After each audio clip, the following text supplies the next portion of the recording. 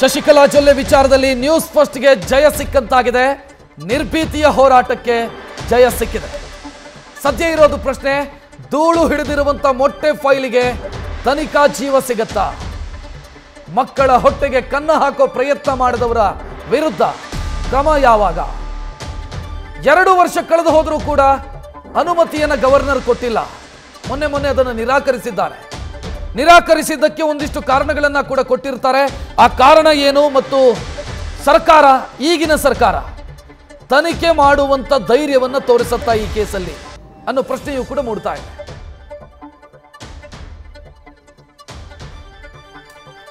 ಸಾಮಾಜಿಕ ಹೋರಾಟಗಾರ ಭೀಮಪ್ಪ ಗಡಾದ್ ಮತ್ತು ಸುರೇಂದ್ರ ಉಗಾರೆ ದೂರು ಕೊಟ್ಟಿದ್ರು. ಮಕ್ಕಳಿಗೆ ಮೊಟ್ಟೆ ಒದಗಿಸುವಂತ ಯೋಜನೆ ಅದು ಯಡಿಯೂರಪ್ಪ ಅವರ ಕನಸಿನ ಕೂಸು.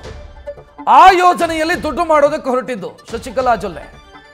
ಸೊ ಇದನ್ನ ಲೋಕಾಯುಕ್ತಕ್ಕೆ ದೂರು ಕೊಡಲಾಗಿತ್ತು. ನ್ಯೂಸ್ ಫಸ್ಟ್ ವರದಿಯ ಬಳಿಕ ಸಾಮಾಜಿಕ ಕಾರ್ಯಕರ್ತ ಕೇಸ್ ಕೊಟ್ಟಿದ್ರು.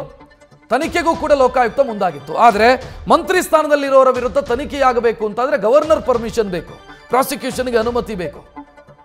ಈ ವೇಳೆ ನ್ಯೂಸ್ ಫಸ್ಟ್ಗೂ ಕೂಡ ಲೋಕಾಯುಕ್ತ ಸಾಕ್ಷಿ ಕೊಡಿ ಅಂತ ನೋಟಿಸ್ ಅನ್ನು ಕೊಟ್ಟಿತ್ತು.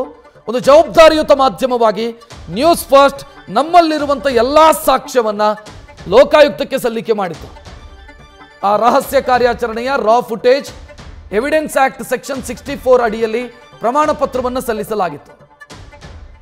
ಇದರ ಆಧಾರದ ಮೇಲೆ ಲೋಕಾಯುಕ್ತ ಗವರ್ನರ್ ಅವರಿಗೆ ಪತ್ರ ಬರೆದು ಸ್ಯಾಂಕ್ಷನ್ ಕೇಳಿತ್ತು ಪ್ರಾಸಿಕ್ಯೂಷನ್ಗೆ.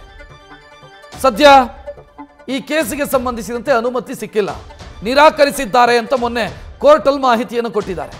ರಾಜ್ಯಪಾಲರು ನಿರಾಕರಿಸಿದ್ದಾರೆ.